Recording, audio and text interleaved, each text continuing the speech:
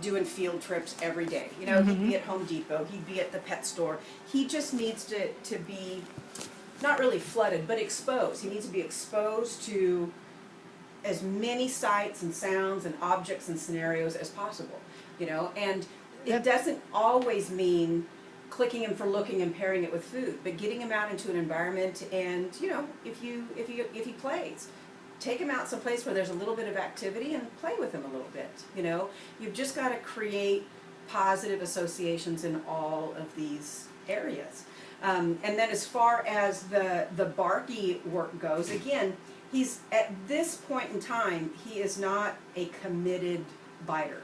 Yes, when pushed, he opened his mouth. Did he use any bite pressure? Not at all. He growled, but he also was retreating.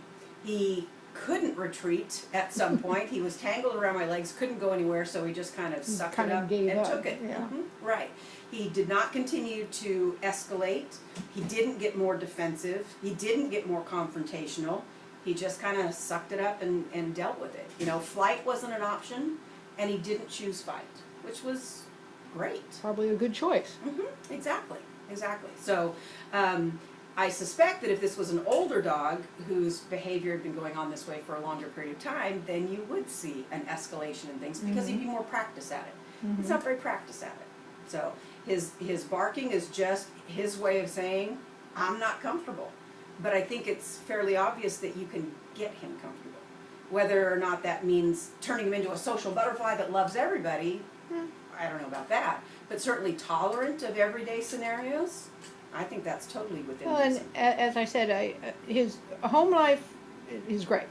To get him a good home, you know, of course, the right person might take him as is, but to get him a good home, I think to be able to meet people without barking and backing up, it's not a very good first impression. Exactly. And then having someone who you know would be realistic about what they need to do with him. Right. At this point, I don't think I promise, I've got the next great, you know, world beater agility dog. Right. And I'm not sure, he's a mild enough guy, I'm not sure he even would be. He might just be a nice agility dog for someone who wants to, you know, or whatever, rally, you know. Right. And maybe just someone who wants a nice dog. Yeah. Yeah, absolutely. Yeah, and I do think that getting him over this people hump would definitely help in his adoptability. Yeah. You know, it makes them a whole lot easier to adopt if they've got an auto sit for attention, and if they'll make eye contact and they won't, you know, do any barking and backing up. That's what he did when I met him. Boy, did he fool me. I don't know if that was... He fell into his little trap. You know, and I guess it doesn't really matter, but it's like, what changed? You know, why was he like